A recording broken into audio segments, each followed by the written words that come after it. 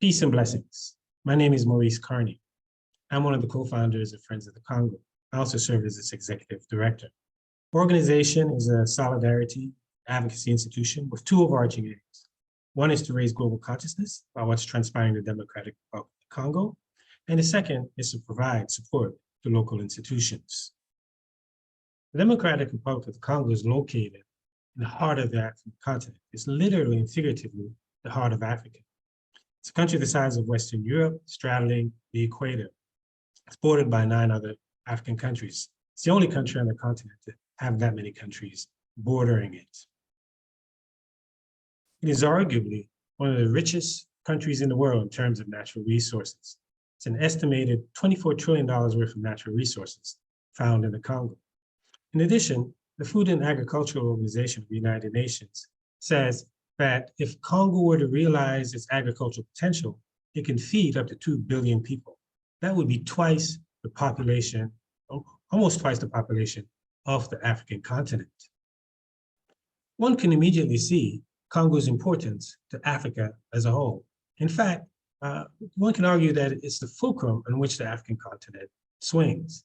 Congo has also been central in the tragic history of Africa for the past 500 years. According to the Emory University Slavery Database, 4 out of every 10 Africans who were trafficked from the continent to the Americas came out of the Congo region. We're talking about modern day Gabon, Republic of Congo, Democratic Republic of Congo, Angola, right in those areas. Fast forward to the 1800s, 1884, 1885 Berlin Conference, we see Congo looming large yet again. The conference was also called the Congo Conference. There, Congo was given to King Leopold II of Belgium as his own personal property. He ruled it for a 23-year period, decimating the population by half. An estimated 10 million people perished as the king extracted rubber and ivory to fuel modern or Western industries. At the dawn of the 21st century, we see the tragic history of the Congo looming large yet again. According to the United Nations, the estimated 6 million people that have perished in the Congo from 1996 to the present represents the deadliest conflict in the world since World War II, the greatest humanitarian crisis at the dawn of the 21st century. However, Congo's tragic history is not the only central or critical role that the country plays. There are 2 current contemporary phenomena where Congo is front and center. Congo is part of the 2nd largest rainforest in the world, and it is key as it relates to combating the climate crisis. At the same time, it is home to a tremendous amount of minerals that are vital for the green energy transition. So Congo is at the nexus of these 2 critical issues of our time. Congo is a part of the Congo Basin rainforest, 2nd largest rainforest in the world, behind the Amazon. It is often referred to as the 2nd lung of the world. In fact, Congo sequesters more carbon than the Amazon and all of the tropical rainforests combined. It's also home to the largest tropical peatlands in the world. So the peatlands in the Congo are about the size, in terms of area, of England. And they make up 4% of the Congo rainforest. And in the peatlands, they store the equivalent of 20 years of the United States carbon emissions from the burning of fossil fuel. So we can see already the centrality of the Congo as it relates to combating the climate crisis and the importance of preserving the Congo rainforest. The second phenomenon that I talked about, the clean or green energy transition, Congo's southern province of the Haut-Katanga province is home to cobalt resources. And cobalt is a key ingredient in rechargeable batteries. Congo produces 70% of the world's cobalt. If you were to add up all the countries in the world that produce cobalt, they do not equal what is produced coming out of the Congo. And one can argue there is no clean energy transition without cobalt that is found in the Congo. So Congo is at the nexus of the climate crisis and the clean energy transition. Unfortunately, not enough people know about this. Not enough people recognize or understand the importance that Congo plays in such a critical matter, especially a matter that is of existential significance for the planet. In an effort to bring this information to the larger global community, Friends of the Congo has collaborated with indigenous communities throughout the Congo to form a Congo Basin Coalition that aims to elevate the voices of indigenous communities coming out of the Congo rainforest. One of the key aims of the coalition is to restore the traditional forms of knowledge and wisdom. One key principle is called Basanja. It's a code of ethic for living in balance with all things. And that's one of the key pillars of the philosophical grounding of the Congo Basin Coalition. In order for the coalition and indigenous communities to restore this traditional balance, they're organizing to be included in decision-making processes and arenas as it relates to climate conversation. They're organizing to secure indigenous and local land tenure for community forests. They're expanding innovative agro-liberation and land healing practices, raising resources so that they go directly to indigenous communities, collaborating with local community radio networks in order to educate and inform the local communities, and of course, building with international organizations to establish solidarity, allies that are going to provide platforms for the indigenous voices to be heard globally.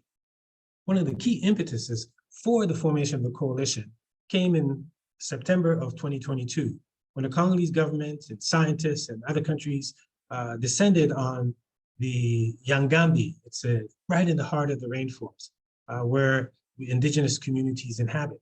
However, the indigenous communities were excluded. They weren't fully appraised about the conference and why it was happening.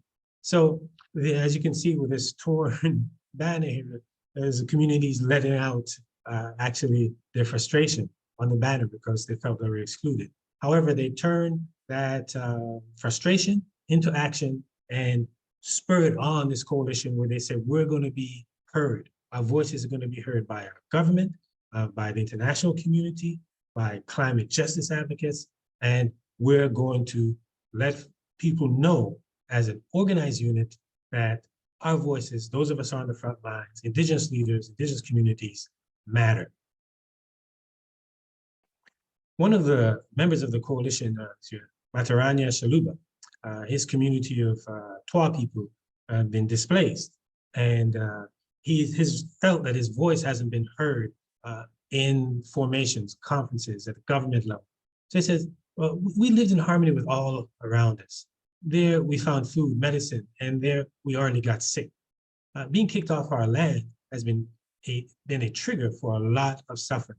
So he wants the world to know that he was on the front lines. He still remains on the front lines, but in his own and his community's habitat. But he's been displaced by conservation entities in order for it to make space to conserve the rainforest while removing the Mbuti people. So this is an example of one of the leaders in the coalition making their voices heard. We also have women who are in the mining areas in the South where the cobalt is being mined. They're trying to channel women into agriculture. And one of the projects for the women in the area called Lumata is the growing of Artemisia. It's a plant that has medicinal qualities that help to combat malaria and also builds the human immune system. And we have our young women that are fully engaged. Stella Ngolette from Gabon, for example, says our generation, unlike the past generation or our ancestors, have not done a good job of managing the environment or respecting nature. We have begun an environmental education initiative among the youth, at the center of which is valuing the indigenous knowledge and practices. This is what we're prioritizing in Gabon among the youth. Dr. Nelly Madila, who's from the Congo in the mining area. She says the women we work with are on the front lines, where they are the guardians of the forest. However, they live in extreme poverty. They have a lot of challenges. So one of the key points that we working to bring across as a coalition is that the defenders of the rainforest, those on the front lines, have to be well-resourced so that they can take care of their health, they can have access to information, they can be fit to carry out the duty of protecting and preserving the rainforest. That is key when it comes to engaging indigenous communities to ensure that those that we're counting on to protect the rainforest are also in good health, being well taken care of, have access to what they need in order to carry out the arduous task that's at hand. The coalition leverages its local resources, such as local radio networks, in order to educate the local community, get the word out, mobilize people, organize on a grand scale. So that is a key element of the organizing effort of the indigenous leaders, leveraging the community radio networks. A key driver and impetus originator of the coalition is Samuel Yagasi.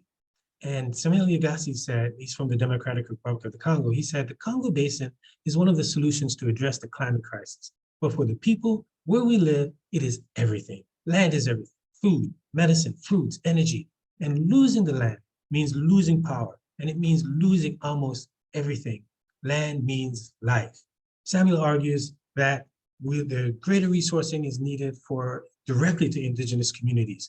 Local communities get less than 1% of the funds that are distributed for combating the climate crisis. So the coalition is organizing to assure that indigenous communities, frontline communities, secure more funding so that they can better do the work of protecting and preserving the rainforest. In essence, we are appealing to you to get involved, to join us in elevating the voices of indigenous communities in the Democratic Republic of the Congo and the Congo Basin at large. I've shared with you the centrality of the Congo to the climate, combating the climate crisis, securing a green energy transition. We would like for you to join us in breaking the silence around the Congo, in elevating indigenous voices, in mobilizing support for indigenous communities. That's our central appeal to you at the Spark at the Unity Conference. And this is what the Spark presentation centers on, is anchored in an appeal to you to be a part of this dignified organizing effort on the part of the Congo Basin Coalition and indigenous leaders in the Democratic Republic of the Congo and the Congo Basin at large. So in order for you to get involved, to learn more about why funding of indigenous and local communities in the Congo Basin and around the mines is key to combating the climate crisis, I'd like for you to visit our website, friendsofthecongo.org. You can hit us up on Facebook, Twitter, Instagram at Congo Friends. That's Congo Friends. Email us at info@friendsofthecongo.org, or old-fashioned way, give us a call in the office, 202-584-6512. We hope you'll join us in this dignified struggle for lasting change in the heart of the African continent. Thank you. Thank you for the Unity Conference and for allowing us to present this Spark talk.